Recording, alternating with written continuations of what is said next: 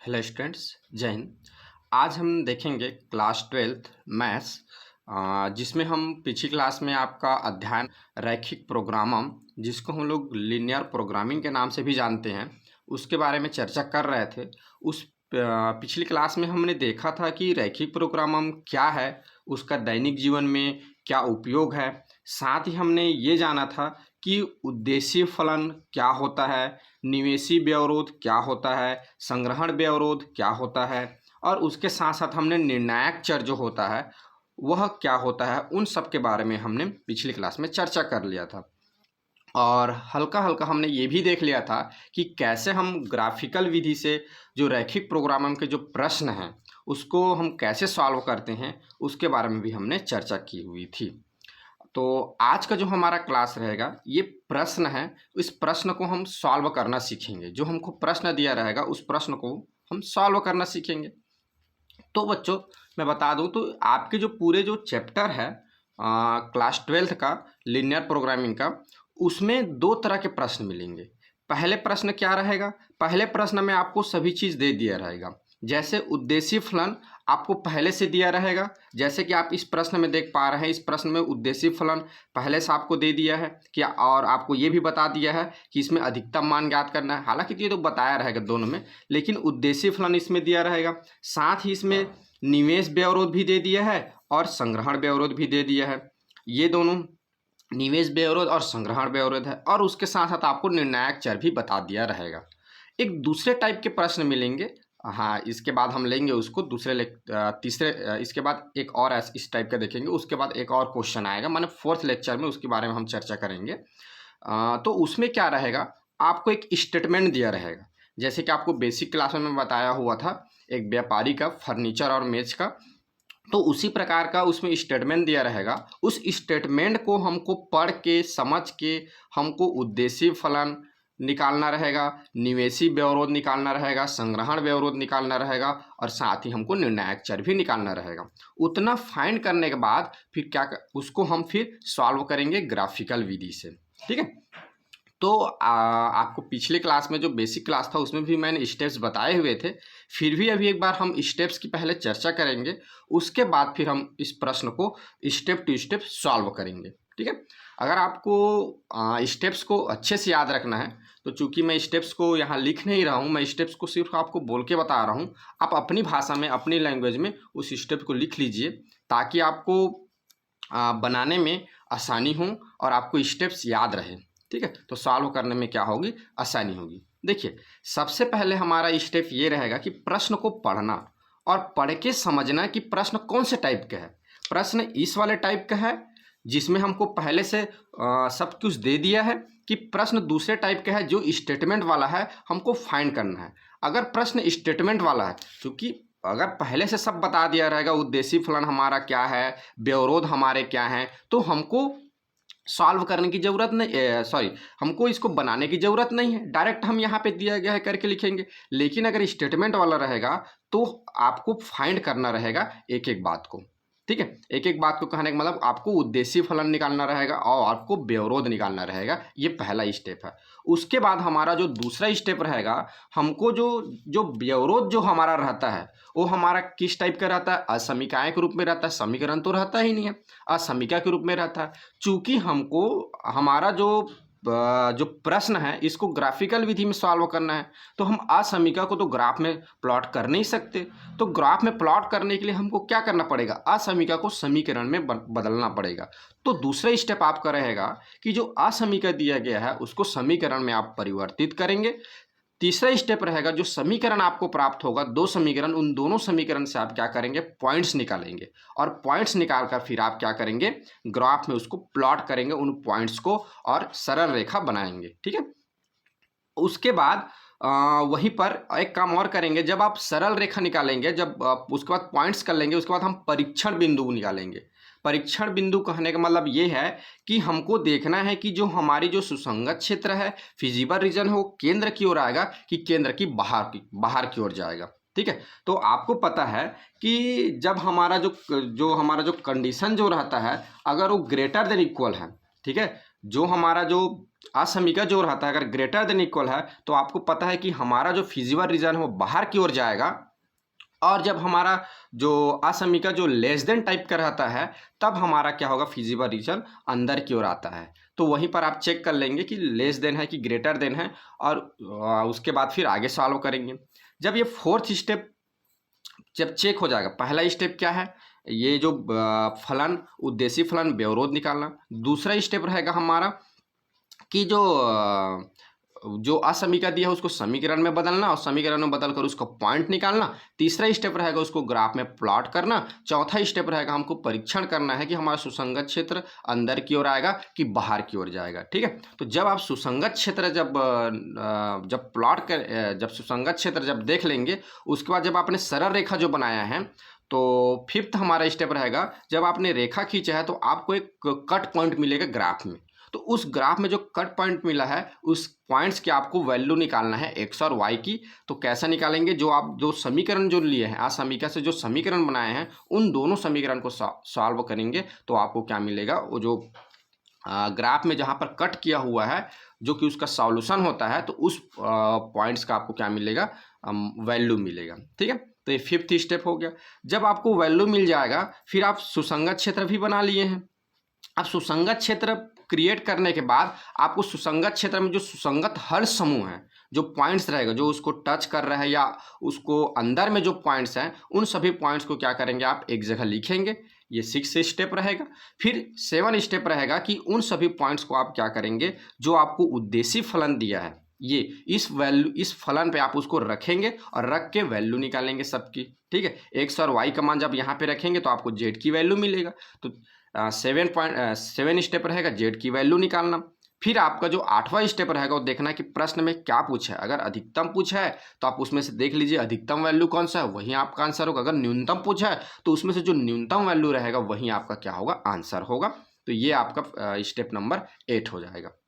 ठीक है, तो इन स्टेप्स को फॉलो करके, ये 8 स्टेप को हम फॉलो करके ये जो हमारा जो प्रश्न दिया है इसको हम सॉल्व करेंगे। ठीक है, तो चलिए इन सभी स्टेप्स को बारी बारी से समझते हैं और हम सॉल्व करते हैं।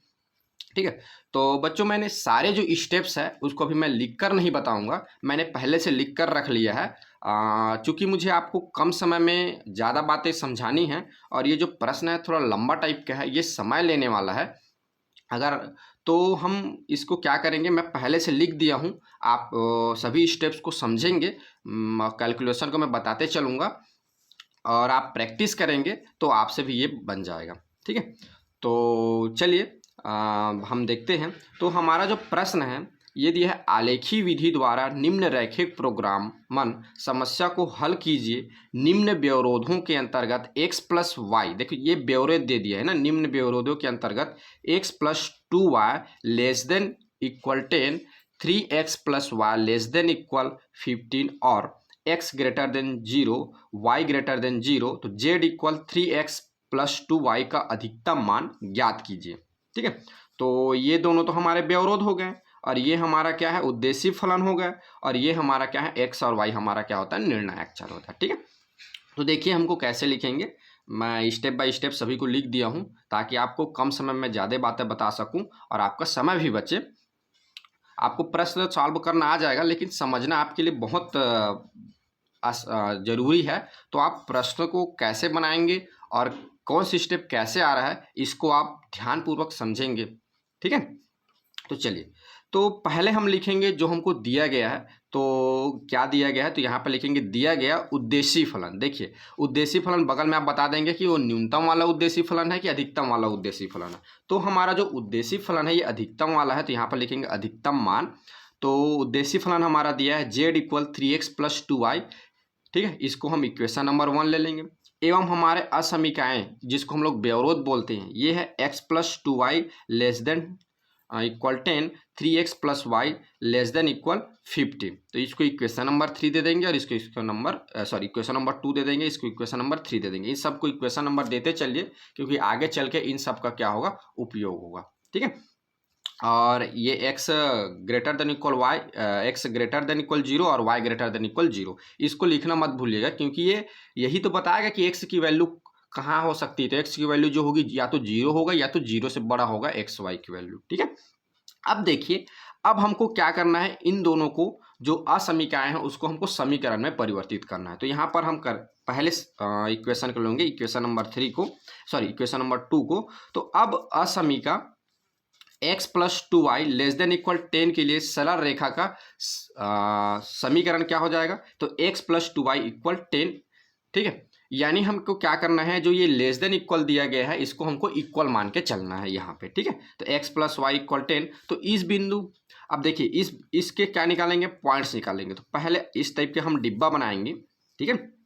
यहाँ पर फिर आप यहाँ पर x लिख देंगे, यहाँ पे y लिख देंगे। अब देखिए सॉल्व करते हैं। सबसे पहले मैंने यहाँ पे 0 रखा, तो जब x की वैल्यू 0 रखा तो x की वैल्यू को इस इक्वेशंस पे मैंने रखा। तो ये x की वैल्यू जब इस इक्वेशन पे रखा तो इसको मैंने सॉल्व किया, तो ये मेरा कितना आ गया, y इक्वल 10/2, यानी कितना आ गया 5।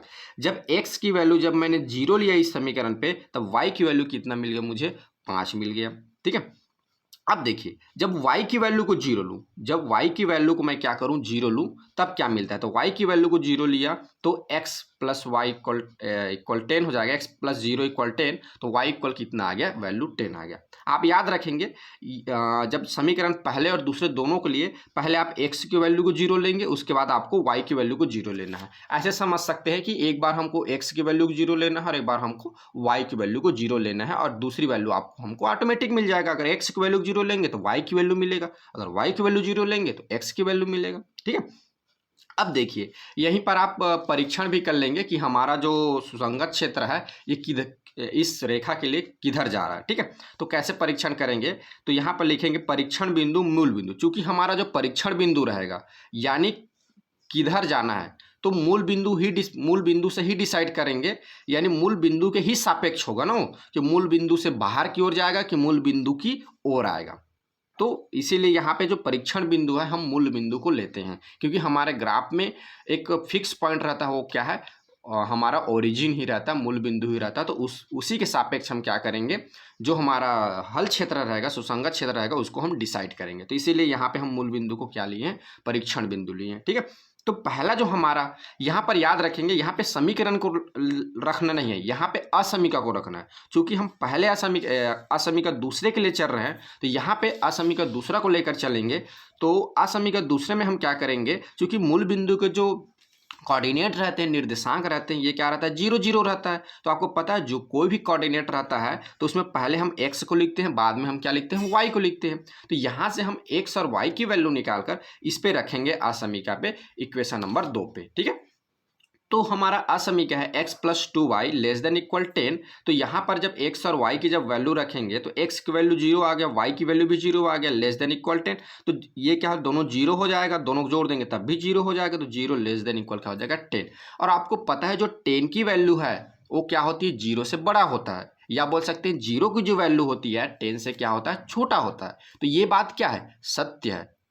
ये बात सत्य है ना, कि 10 की जो वैल्यू होगी, जो जो 10 जो होगा वो क्या होगा, 0 से बड़ा होगा। या ऐसा भी इसको बोल सकते हो कि जो 0 की जो वैल्यू होगी 10 से क्या होगा, छोटा होगा। तो ये बात क्या है, सत्य है। तो अगर हमारा बात सत्य हो जाए, यानी यहाँ पे कंडीशन संतुष्ट करे, अगर कंडीशन ये संतुष्ट करे कि बात अगर हमारा यहाँ पे सत्य बात निकले, तब आप याद रखेंगे जो हमारा सुसंगत क्षेत्र होगा ये मूल बिंदु के दिशा में होगा। तो यहाँ पे लिखेंगे उस बात को, अतः असमीका x plus 2y less than equal 10 का क्षेत्र मूल बिंदु 0 नहीं, मूल बिंदु O 0 0 के दिशा में ही होगा। क्योंकि यहाँ पे हमारा क्या हो रहा है, जब ओरिजिन की जब वैल्यू को रख रहे हैं, मूल बिंदु को वैल्यू को रखना, तो ये क्या कर रहा है, संतुष्ट कर रहा है, यानी वो उसी की दिशा में होगा, ठीक है।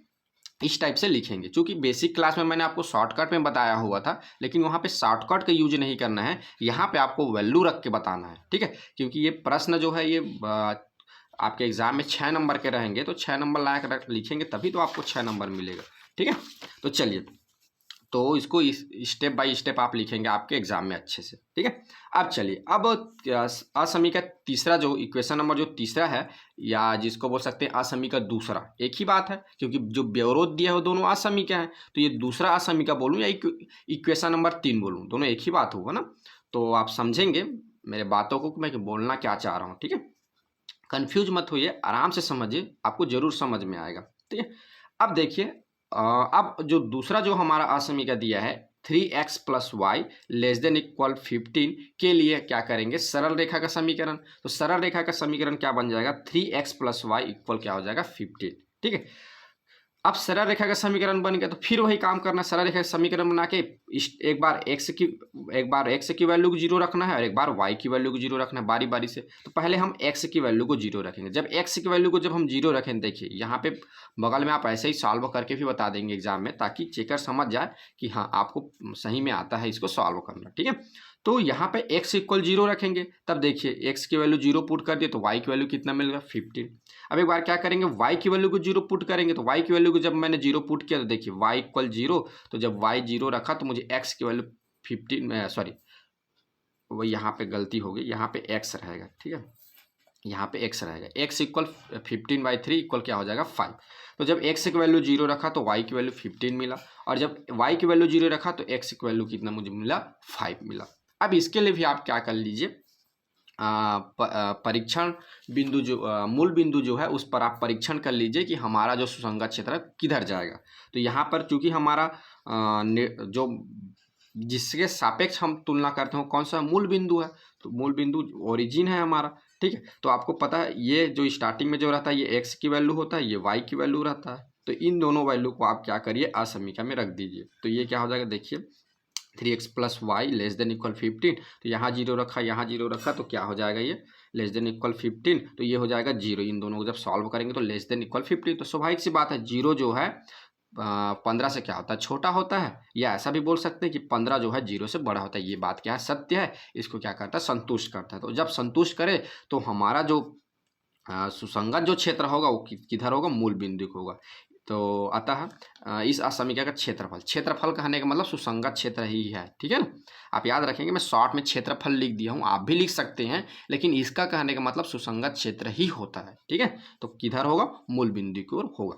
इतना आप कैलकुलेट करने के बाद यहाँ रुक जाएंगे। अब इसके बाद आपको ग्राफ प्लॉट करना है। ठीक है, इसके बाद आपको ग्राफ बनाना है। ठीक है, तो चलिए हम ग्राफ बनाते हैं, फिर आगे का सॉल्व आगे आप करेंगे। ठीक है, तो मैं जैसे ही स्टेप्स बता रहा हूँ उसी स्टेप से आप सॉल्व करेंगे। देखिए अब ग्राफ बनाएंगे, तो ये आप देख पा रहे हैं, थोड़ा सा पूरा आपको दिखा देता हूँ, ये कम पड़ रहा है। ये देखिए मैंने इधर ग्राफ बनाया हुआ है ये। ठीक है, तो आप देख पा रहे हैं कि मैंने क्या किया हुआ है, एक ग्राफ बनाया है, और इस ग्राफ पे आप याद रखेंगे, टॉपिक पे आप लिख देंगे कि कौन सा उद्देश्य फलन के लिए। ठीक है, तो उद्देश्य फलन z equal 3x plus 2y के लिए ग्राफ, ताकि पता चले कि किसके लिए ग्राफ है। ठीक है, तो सबसे पहले आप क्या करेंगे, यहाँ पे एक सीधी लाइन लेंगे यहाँ पे, और यहाँ पे आप क्षैतिज रेखा लेंगे। तो आपको पता है, यानी ऐसा बोल सकते हैं कि पहले हम x एक्सिस बनाएंगे और फिर आप y एक्सिस बनाएंगे। ठीक है, तो जब x एक्सिस और y एक्सिस बना लेंगे, चूंकि मैं पहले से बना लिया हूँ तो बनाएंगे,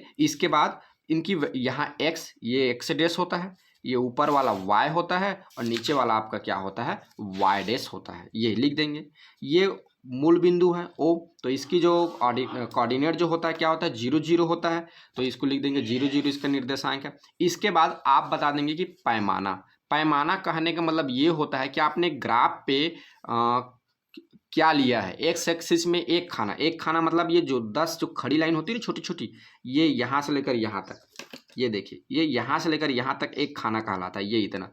तो ये जो एक खाना है, तो एक खाना को हमने कितना लिया है, एक लिया है, ये देख पा रहा है 1 2 3 4। इसमें आप बता देंगे वाई एक्स में, तो वाई एक्स में भी हमने एक खाना कितना लिया है, एक एक लिया हुआ है।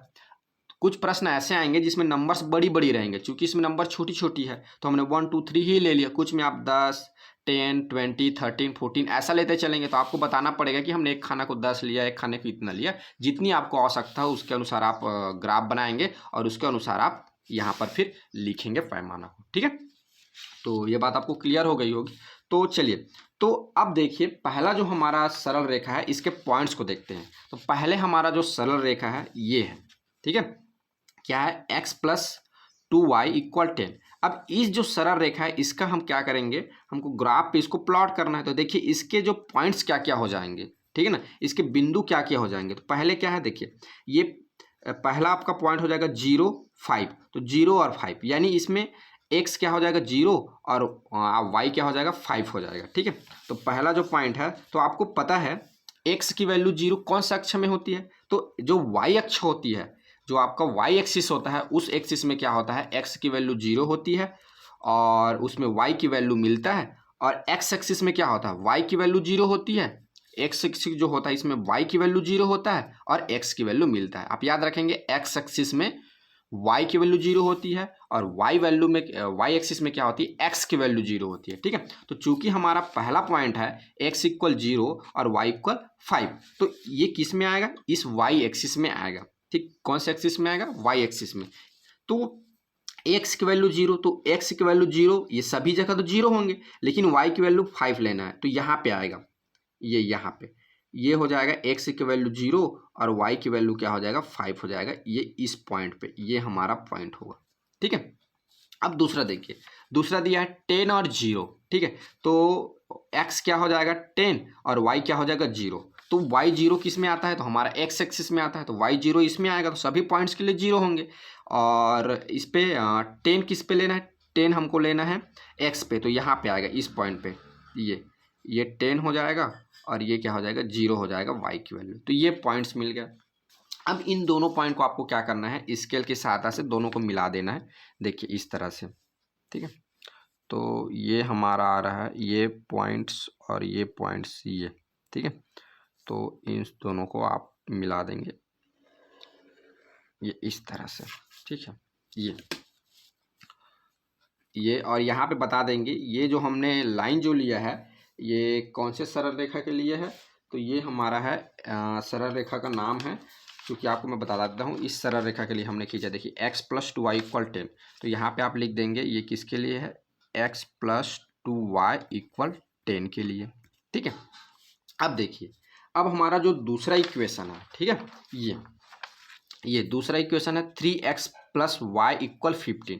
अब इसके लिए हमको क्या करना है, ग्राफ प्लॉट करना है। तो देखिए इसके लिए हमने पॉइंट्स निकाला है। x के लिए पहला पॉइंट्स हमारा x 0 है, तो y कितना है 15 है, तो x 0 है y 15 है। चलिए इसको पहले बना लेते हैं। तो x 0 आपको पता है y एक्सिस में x 0 होता है और y की वैल्यू कितनी है 15 है, तो ये हो जाएगा 0 और 15 इस जगह पे आएगा। ठीक है, और दूसरा जो है दूसरा पॉइंट है हमारा 5 0। ठीक है, तो माने x की वैल्यू 5 और y की वैल्यू 0, तो 5 और 0, तो यहाँ पे आएगा ये x की वैल्यू 0 हो जाएगी, सॉरी x की वैल्यू 5 और y की वैल्यू क्या हो जाएगा 0 हो जाएगा। ठीक है, इसके मैं दूसरा पेन यूज कर लेता हूँ इस सरल रेखा के लिए ताकि आपको पता चले। तो देखिए अब इसको इन दोनों पॉइंट्स को आप मिला देंगे। क्योंकि ग्राफ पे थोड़ा सा चूँकि आपको दिख नहीं पा रहा होगा, मैं पहले लाइन खींच लेता हूँ फिर आपको बता दूंगा कि कैसे बनता है। थोड़ा सा वीडियो बनाने में समस्या जा रहा है। ठीक है, तो मैं आपको पहले लाइन खींच लेता हूँ फिर बता दूंगा। ठीक है, आपको तो समझ में आ गया होगा कि इसको किस तरह से हमको बनाना है। ये देखिए यहाँ पर ये 0 और 15 है इस पॉइंट्स पर, और ये देखिए ये आपका है 5 और 0। इन दोनों को क्या करना है, सीधी एक सरल लाइन खींच कर स्केल की सहायता से सीधी लाइन खींचेंगे और यहाँ पे आप लिख देंगे कि ये कौन से इक्वेशन के लिए है ये। तो ये आपका इक्वेशन है 3x + 2y = 15। बच्चों एक सजेस्ट करना चाहूँगा, चूँकि मैं यहाँ पे आपको कलर पेन से इसलिए दिखा रहा हूँ ताकि आपको समझ में आए, लेकिन आप याद रखेंगे आपको एग्जाम में कलरफुल पेन का यूज नहीं करना है। आप जो एक ही जिस पेन का यूज कर रहे हैं उसी पेन से लिखना है। ठीक है, कलरफुल पेन से नहीं बनाना है ग्राफ। हाँ, चूँकि मैं रेड कलर का भी यूज करूँगा अभी ताकि आपको अच्छे समझ में आए, तो लेकिन आपको रेड कलर एग्जाम में नहीं लिखना है। ठीक है, रेड कलर में नहीं बनाना है, ना लिखना भी नहीं है। ठीक है, ठीक है, तो इतना हो गया। अब देखिए अब हमको परीक्षण बिंदु देखना है कि कहाँ कहाँ आएगा। तो देखिए हमने इक्वेशन नंबर 1 जो हमारा इक्वेशन है 3x + 2y, और उसके लिए इक्वेशन नंबर 1 कौन सा असमीकरण से लिए हैं, तो x + 2y <= 10 असमीकरण के लिए हैं। तो इसके लिए जो इस असमीकरण का ये बिंदु है, सॉरी ये सरल रेखा है, तो इस सरल रेखा के लिए ये असमीकरण है। तो इसके लिए जो जो सुसंगत क्षेत्र होगा इस असमीकरण के लिए इस सरल रेखा का भी वही होगा।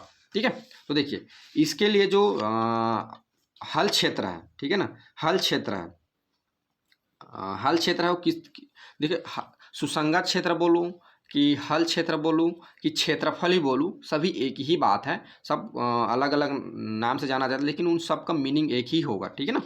तो इसका जो हल क्षेत्र होगा ये किधर निकालें, मूल बिंदु की ओर, यानी इधर सेंटर की ओर होगा। देखिए इसकी जो सुसंगत क्षेत्र होगा ये इधर होगा, ये ऐसे ऐसे आप एग्जाम में बता देंगे। इस जो रेखा है, इस रेखा के लिए हमारा सुसंगत क्षेत्र की यहाँ से होगा, ये इधर आएगा केंद्र बिंदु की ओर। तो आपको ऐसे छोटा छोटा तीर निशान कर लगा के बता देना है, ठीक है। दूसरे इक्वेशन के लिए देखिए, दूसरे इक्वेशन जो है ये, इसके लिए असमीका 3xy < 10। तो इस असमीका का जो हल जो क्षेत्रफल होगा, हल क्षेत्र, वो किस में दर्शाएंगे, इस सरल रेखा पे दर्शाएंगे हम, ठीक है। तो इसके लिए क्या निकाले हमने, कहाँ होगा क्षेत्रफल, मूल बिंदु की ओर होगा। तो मूल बिंदु की ओर इस पे बना दीजिए। देखिए तो ये ऐसे आप बता देंगे कि ये ऐसा जाएगा मूल बिंदु की ओर, ये ऐसा अंदर की ओर आएगा। मतलब मूल बिंदु की ओर कहने का मतलब यही है कि अंदर की ओर आएगा, इधर की ओर आएगा ये। तो आप ऐसा छोटा छोटा तीर का निशान लगा के बता देंगे ये, ठीक, ये इधर की ओर आएगा इसके लिए। अब देखिए चूंकि ये हम इसको भी सुसंगत क्षेत्र ही नाम देते हैं, ये जो क्षेत्रफल जो जिस तरफ जा रहा है इसको हम सुसंगत क्षेत्र ही बोलते हैं। परंतु इसमें सुसंगत क्षेत्र जो होगा उसी माने जो सुसंगत जो हल क्षेत्र होगा हमारा, ठीक है, सुसंगत हल क्षेत्र होगा। ये तो सुसंगत क्षेत्र हो गया, लेकिन सुसंगत हल क्षेत्र जो होगा ये कहाँ पर होगा, जो दोनों सुसंगत क्षेत्र माने इस सरल रेखा का सुसंगत क्षेत्र और इस सरल रेखा का सुसंगत क्षेत्र, समझ में आया। इस रेखा का, इस सरल रेखा का सुसंगत क्षेत्र और ये जो रेखा बना हुआ है इस रेखा का सुसंगत क्षेत्र, इसका कहने का मतलब दोनों रेखाओं का सुसंगत क्षेत्र जहाँ पे मिलेगा वही हमारा सुसंगत हल क्षेत्र होगा। तो देखिए ये इधर आएगा, ये इधर आएगा, ये इधर आएगा, तो ये कहाँ पे मिलेगा, यहाँ पे। ये इसके लिए भी इसके लिए, तो ये देख पा रहे हैं, जो मैं ये रेड से लाइन करके आपको बता दे रहा हूँ, ये आप देख पा रहे हैं। ये जो होगा आप देखिए दोनों का जो सुसंगत क्षेत्र है, ठीक है, ये दोनों सुसंगत क्षेत्र एक साथ मिल रहा है यहाँ पर, जिसको मैं रेड कलर से लाइन कर रहा हूँ क्षेत्र। तो इसको हम लोग बोलेंगे सुसंगत हल क्षेत्र, ठीक है, इसको हम लोग बोलेंगे सुसंगत हल क्षेत्र, या शॉर्ट में सुसंगत क्षेत्र भी बोल देते हैं, कोई दिक्कत नहीं है, ठीक है। क्योंकि आपको बुक में दोनों को सुसंगत क्षेत्र ही नाम दिया गया है, लेकिन आप समझेंगे कि ये सुसंगत क्षेत्र है और ये हमारा सुसंगत हल क्षेत्र होता है, जहाँ पे हमको हल प्राप्त होता है ये, ठीक है। या ठीक है, तो ये मुख्य रूप से ये समझे कि यही जो हमारा होगा ये हमारा क्या होगा, सुसंगत क्षेत्र होगा, ठीक है। तो यहाँ तो हमने देख लिया सुसंगत क्षेत्र। अब देखिए ये जो जब हमने सरल रेखा खींचा, दोनों सरल रेखा, तो इसके जो कट पॉइंट्स होंगे ये कट पॉइंट होंगे, ठीक है।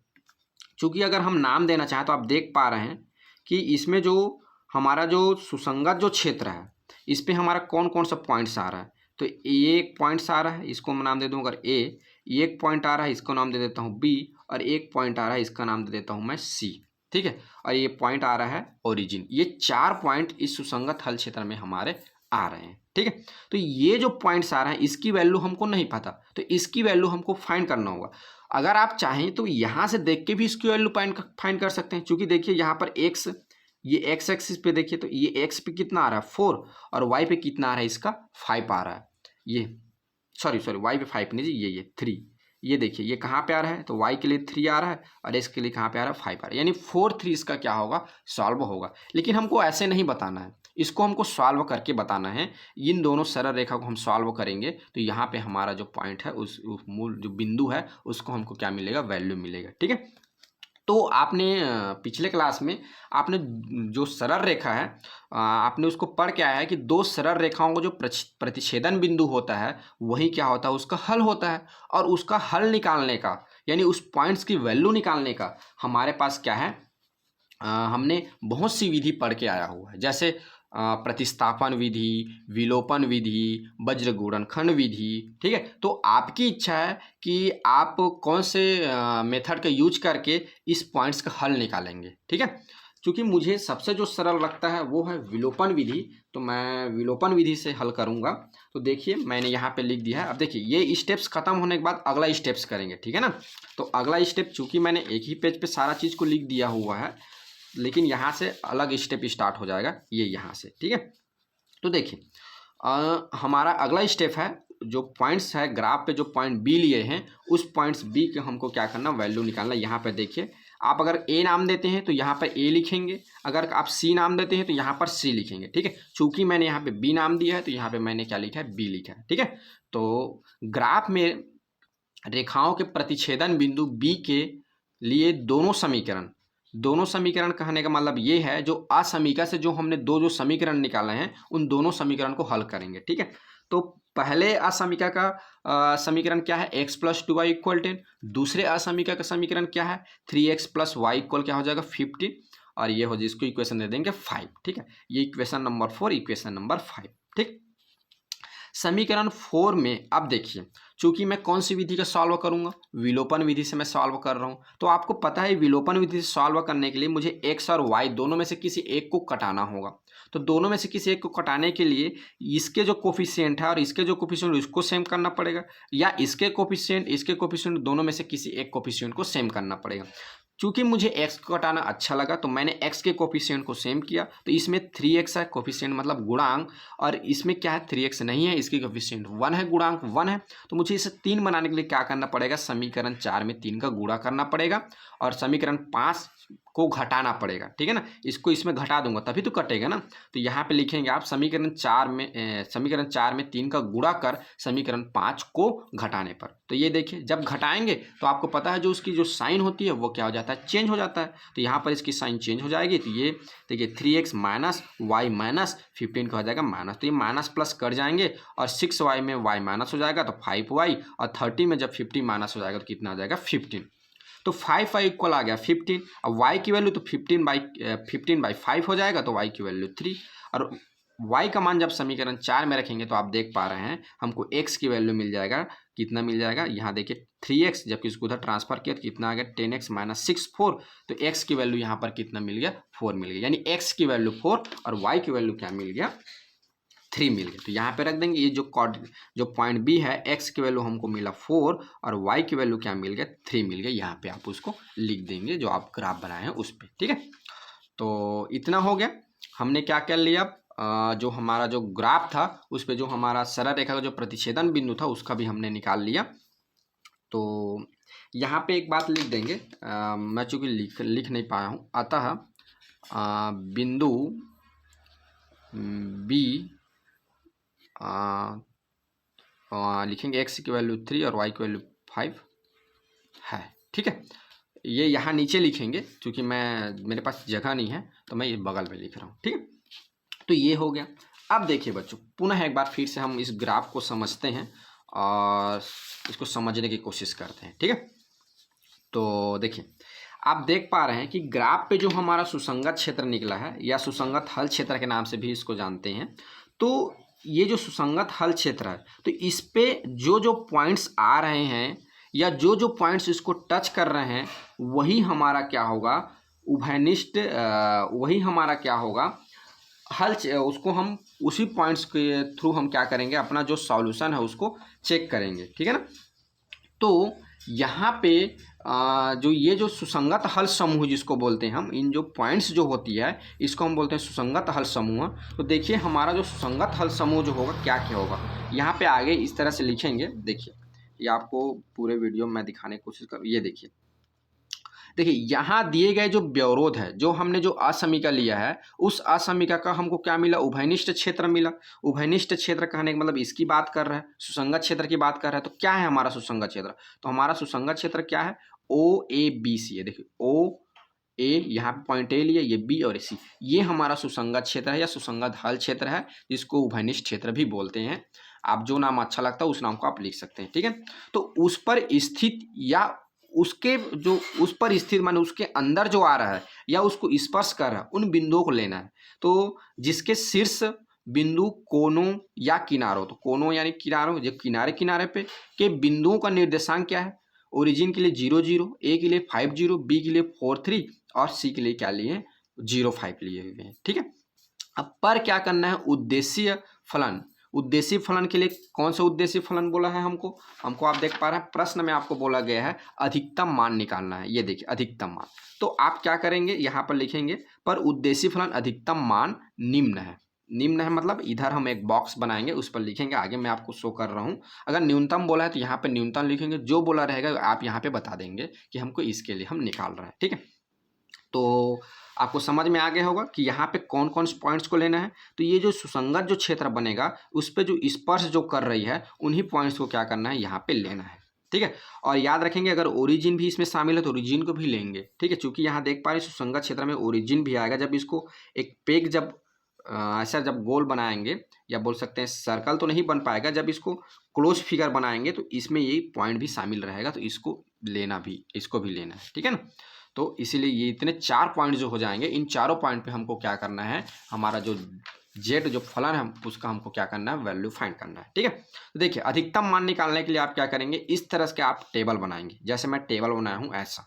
ठीक है, देखिए तो इस टेबल पे आप लिखेंगे यहाँ पर शीर्ष बिंदुओं को, यहाँ पर उद्देश्य फलन का मान यहाँ कैलकुलेट करेंगे और यहाँ पे जेड की वैल्यू को आप लिखेंगे। ठीक है, तो यहाँ पर देखिए शीर्ष बिंदु ये जीरो मतलब ओरिजिन जो है ओ 0 0 के लिए क्या होगा, देखिए आपको हमेशा पता है ना, याद रखेंगे आप कि कोई भी जो निर्देशांक होता है उसमें जो पहला जो वैल्यू दिया रहता है वो x की होती है, जो दूसरा जो वैल्यू दिया रहता है वो y की होती है कोई भी निर्देशांक में। तो यहाँ पे जो o है मूल बिंदु का निर्देशांक है 0 0, तो यहाँ पर हम वैल्यू पुट करेंगे, x की जगह भी 0, y की जगह भी 0, दोनों क्या हो जाएगा 0 हो जाएगा, तो इसकी वैल्यू 0 आ जाएगा। यहाँ पर a में क्या है 5 और 0, तो x की जगह 0 और x की जगह 0 और x की जगह 5 और y की जगह 0 रखेंगे, x की जगह 5 y की जगह 0, तो इसको कैलकुलेट करेंगे तो ये तो 0 हो जाएगा, ये 5 या 15, ये कितना आ जाएगा 15।